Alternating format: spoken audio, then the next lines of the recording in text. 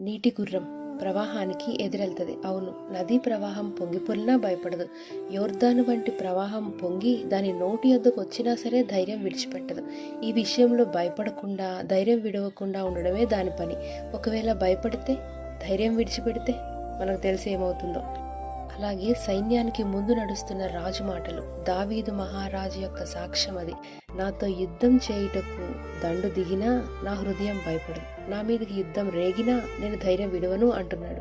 భయపడే ధైర్యాన్ని విడిచిపెడితే రాజుగా ఉండటానికి యోగ్యుడే కాదు.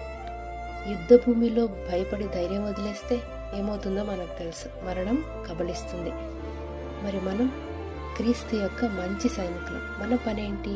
క్రీస్తుతో కూడా శ్రమ అనుభవించాలి. ఈ జీవన వ్యాపారాల్లో చిక్కుకోకుండా మనల్ని దండులో చేర్చుకున్నటువంటి క్రీస్తు యేసు ప్రభు వారిని సంతోషపెట్టాలి. నియమ ప్రకారం పోరాడాలి. క్రీస్తు నియమం, మన సైన్యాధిపతి అయిన క్రీస్తుని ఫాలో అయితే సరిపోతుంది. భయపడితే మరణమే.